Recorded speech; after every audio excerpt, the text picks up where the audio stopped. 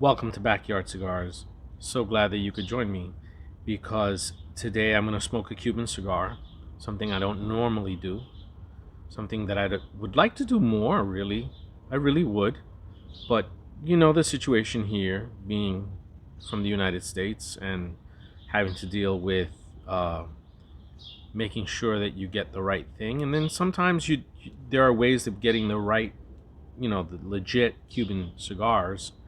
But then other times it's so hard to get certain brands, right? Certain lines, the popular ones, of course, that you're starting to see the prices of a Cohiba rise astronomically. You guys already know this, the ones that already follow the Cuban cigars and that are looking at the prices.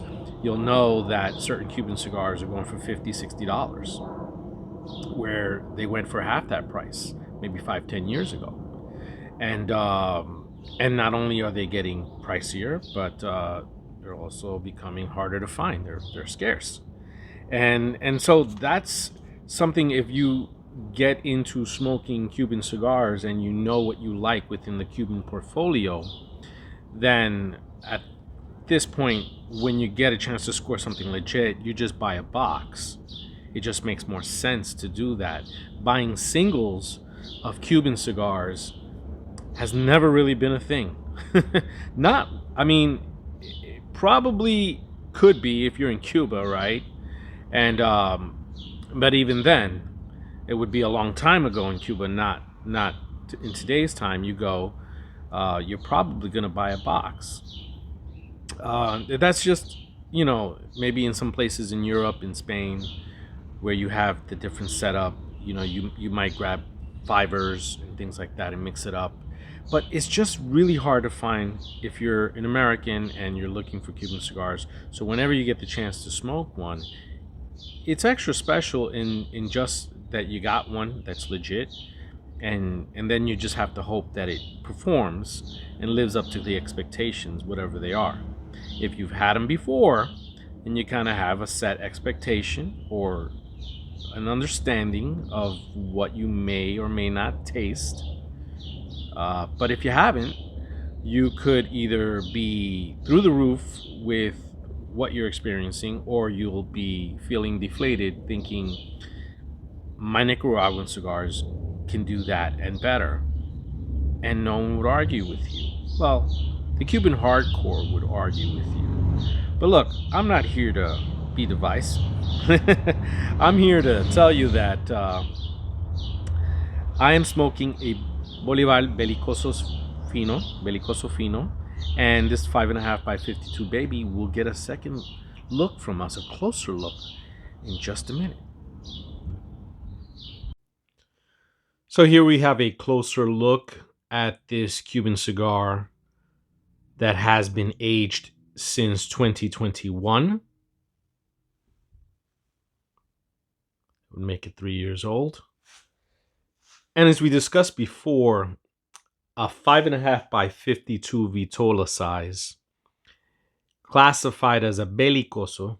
Bellicoso Vitola falls under the Figurado group, uh, and is a subsection which includes pyramides, torpedoes. And this particular Cuban cigar brand was founded in 1901, 1902. That is actually my research. That's the earliest that I found anything in relation to the Bolivar line. And as we know, the cigar is named after General Simón Bolivar, the liberator. He liberated many Latin American countries from Spain. He died in 1830, and by the early 1900s, these cigars were very popular. They weren't what they are now, but they were certainly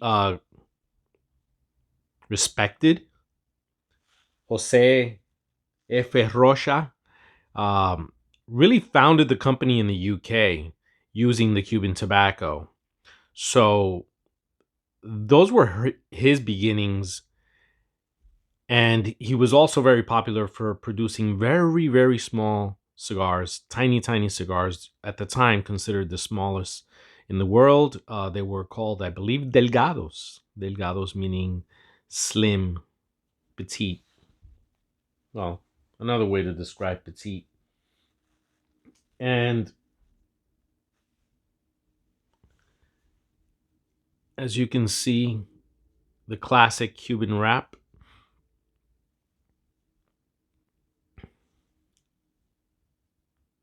Yeah, it's been verified.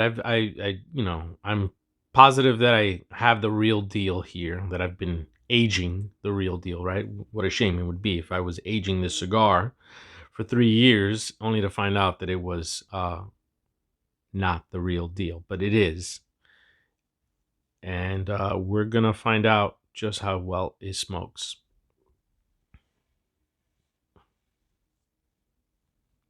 Close up.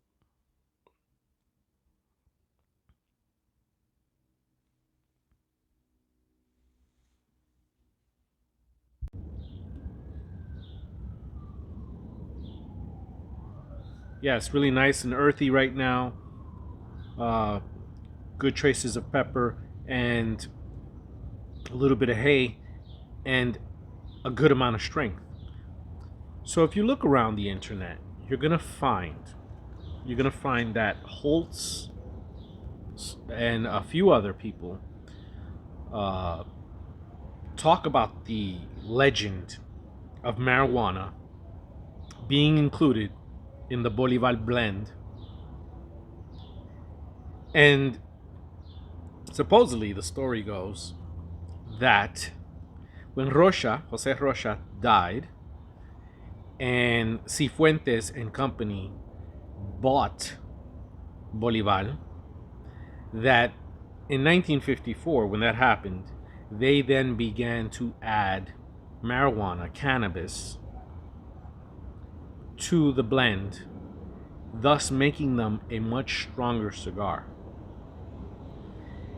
And supposedly the legend grew from there.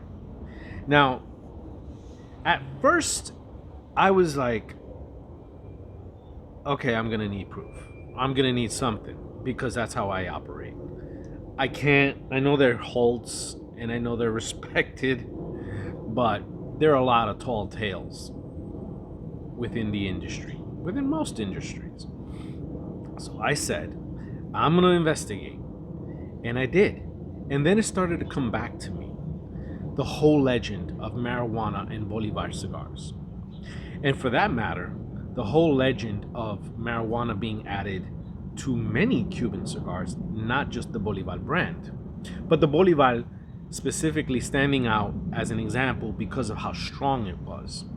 So I remember that back in the 90s, maybe the early 2000s, late 90s, early 2000s, my brother was telling me about how he went on a trip somewhere with his friends, or I don't know, co-workers, some kind of, I don't know, vacation or workation, and they bought Cuban cigars, and they were so strong that a lot of them got high. Most of them got high, and some of them just had never experienced what cannabis was, right? So you had a large part of the group had never had experience with cannabis, had never gotten high off nicotine, didn't know what a nicotine high was, and they got high off the cigars. And my brother was like, I think they add marijuana to them, and I think that's what he said to me, or I don't know if that was the consensus among the group. But needless to say, I have heard it said many times since. I think they put marijuana in those Cuban cigars because they're so strong.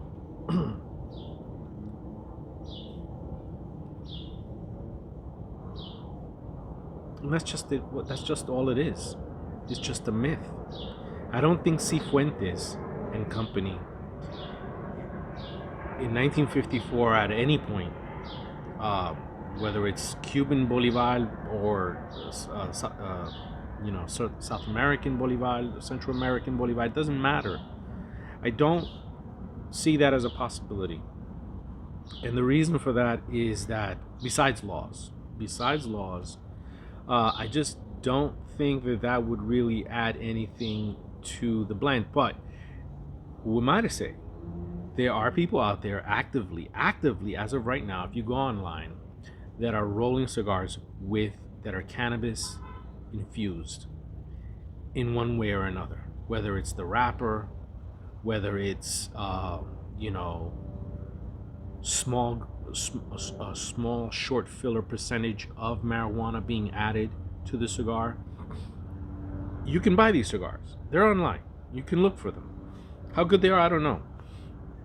And you've got the other type of cigar where it looks like a cigar, but it's all marijuana. The only thing on it that I guess the wrapper is made out of hemp, and infused as well.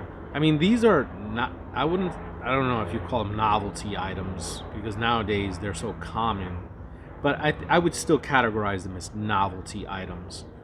Even for people within the cannabis industry, this isn't what they're normally smoking, right? So this is a novelty item.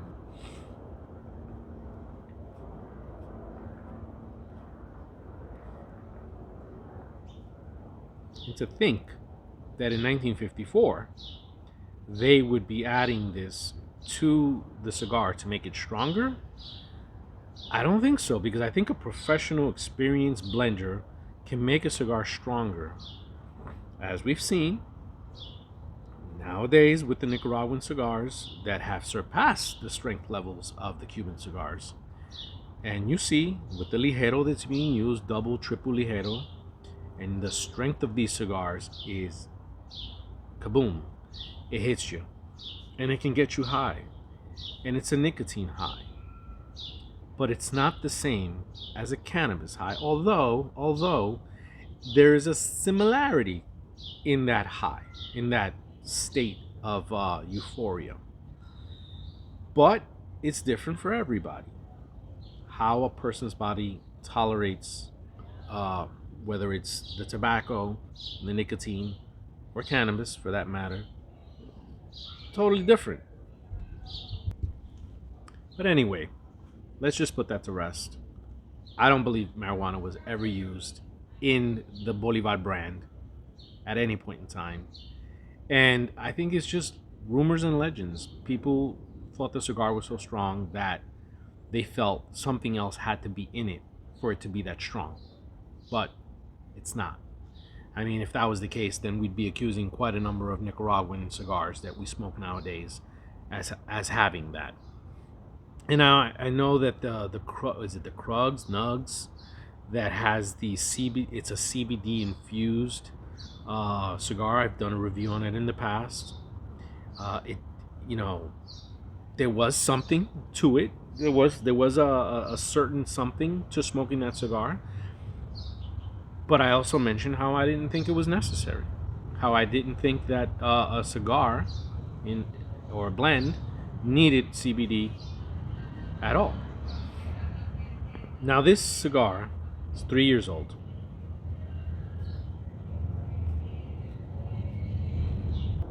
I will tell you that I've smoked this cigar before, and I love Bolivar cigars. I love them. I love them. They're hard to get, but I love them.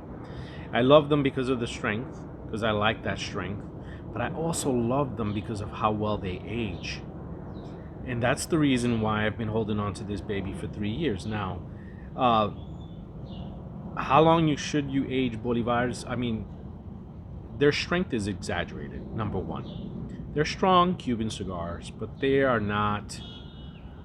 I mean, if I had to compare them to strength-wise to some of the stronger Nicaraguans, they're not there, right? They're not. But they're different, and the strength is different. It's a different type of strength. And I guess the best way I could describe that is to say that, it's strong for a Cuban cigar, right? But not necessarily the strongest of cigars.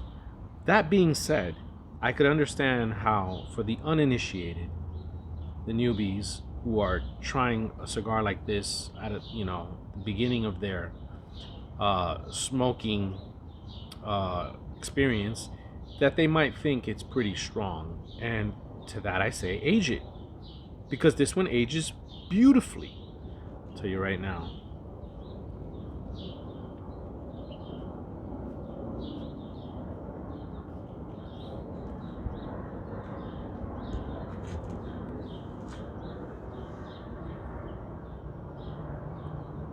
Yeah, I mean, you get the traces of salt. It's a bit creamy right now.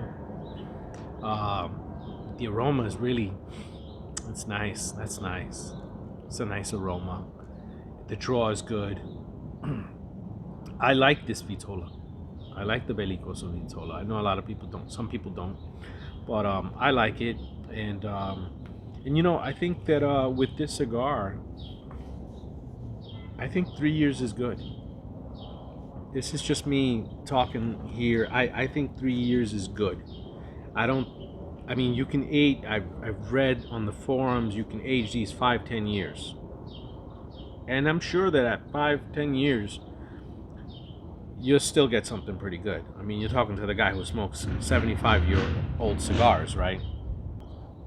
So yeah, I mean, I've smoked this cigar fresh.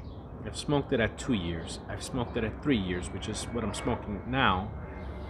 And at 1 year, I definitely felt that it was too aggressive and tolerable, but I felt that it needed some smoothing out. And the second year, when I tried it, I felt like good, better, but could be better. And now at 3 years, I'm fully satisfied with what I'm getting, because I still feel that a large part of the strength of the cigar and what the cigar delivers is still very much present. But with the 3 years of age, I just feel that it really complements the cigar, adds another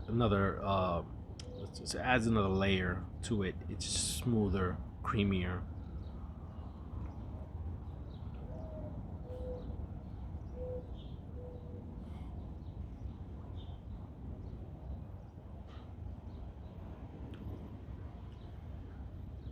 There are many flavors here. You get wood.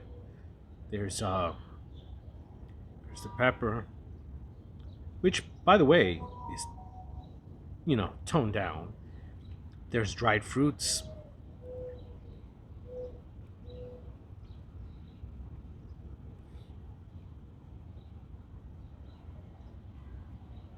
There's that hay again. The Cuban twang, of course. I mean, goes without saying. I mentioned it earlier. Yeah, I mean, it's a well balanced cigar too. I don't think it's as well balanced fresh. That's my opinion. Some might say no, it's balance is perfect. You know, when you get it fresh. But in my case, I didn't feel that way with the batch that I got.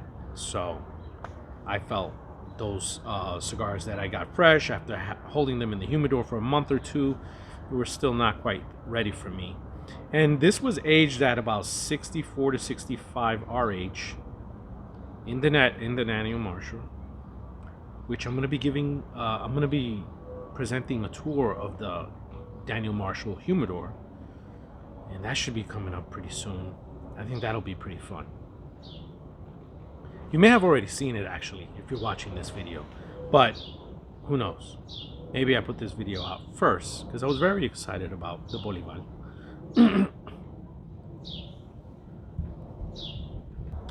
So what's it smoking like? Well, is it a full strength cigar still? No, it still is a full strength cigar, but it's more medium full now. With the age on it, the short amount of time, it's not as full blast. The burn line, you gotta watch it sometimes. If you get careless and you don't watch it, it can get a little wonky, but not in a major way.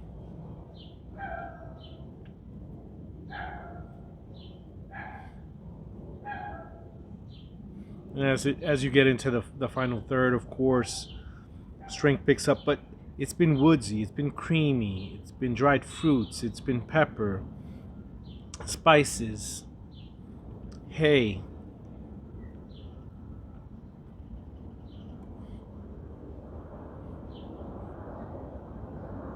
smooth, and you know what? Some sweetness as well. Some sweetness. And the draw has been very good as well. I always worry about the draw with a Cuban cigar. It's just one of those things. I always think about it. It always pops up into my head like, is this gonna pull well? Am I gonna need my draw tool? And it terrifies me to think that, I mean, in my case, I didn't pay $50 for the cigar. I think I paid $12 for it, or $15, 3 years ago, when they were available. 3 years ago, they dried up. I really should have bought more. I really should have, but I didn't, and that's my mistake. Let's put aside the fact that this is a Cuban cigar. Let's put aside the history. Let's put aside the brand. What is the experience like? And I can tell you this. The smoking experience on this cigar is unbelievably good. It is so satisfying. It just hits all the marks.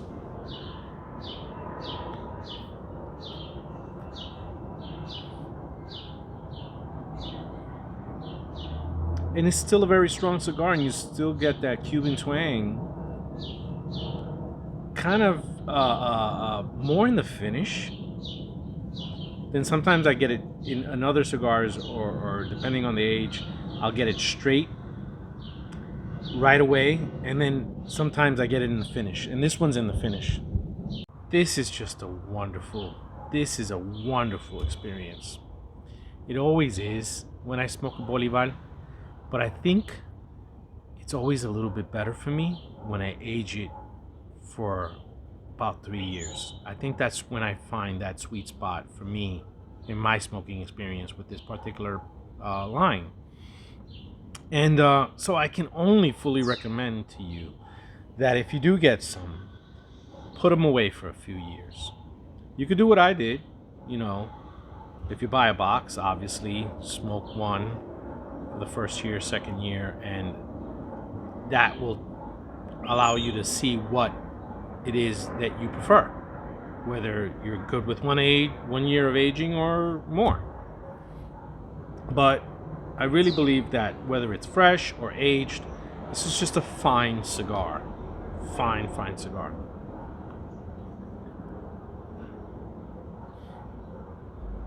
When Cifuentes bought the brand,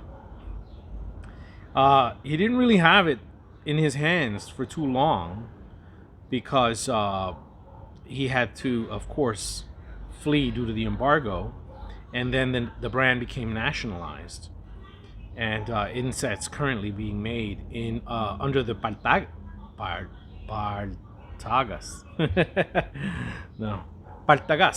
and so it's under that factory. And it wasn't really a sought after Cuban cigar for a long time. It wasn't something that a lot of people flocked to. They flocked to Cohiba. They flocked to Partagas. They flocked to a lot of other cigars, but Bolivar wasn't the hot sensation. It wasn't until Cigar Aficionado started. I think they named the Royal Corona 2006 Cigar of the Year, something like that, that you started to get a little bit more. Perhaps amongst the purists and the hardcore aficionados, there was more than just a healthy amount of respect for the cigar. There was appreciation and love for it. But it wasn't the most popular of Cuban cigars, is what I'm trying to say.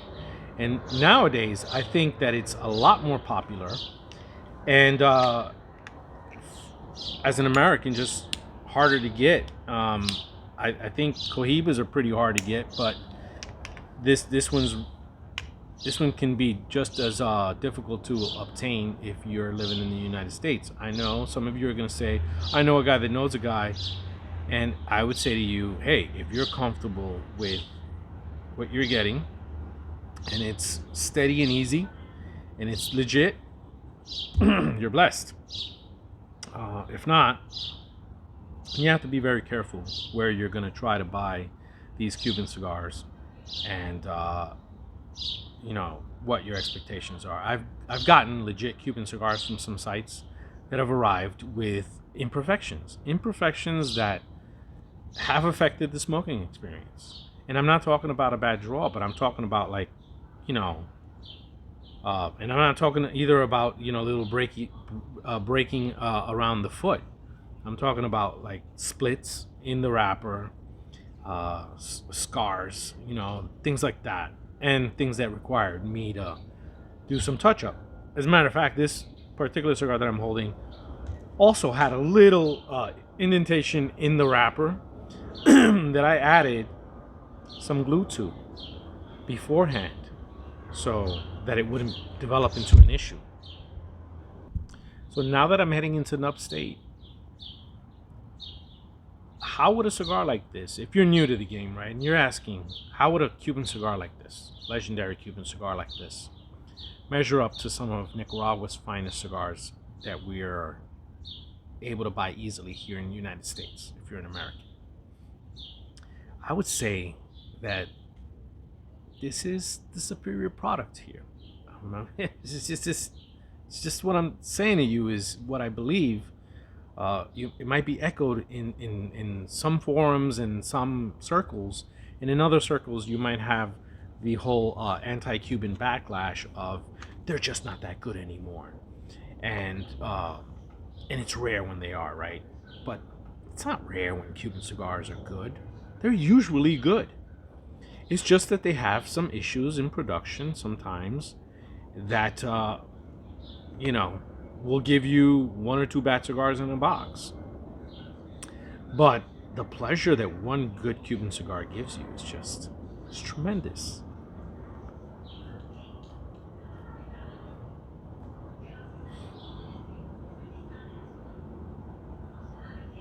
Beautiful. Just a beautiful smoke. Hands down, this is, one of the best cigars that I smoke. And I wish that I could smoke it more often. I really do, because it's that good. Some might say it's just your typical Cuban smoke. I don't see anything I don't feel anything typical about this. This is extraordinary, and I really, really, really am gonna finish this baby all the way to the nub. I'm gonna enjoy it to the max. And I want to thank you all for watching this episode of Backyard Cigars. Thank you, ladies and gentlemen. Until next time.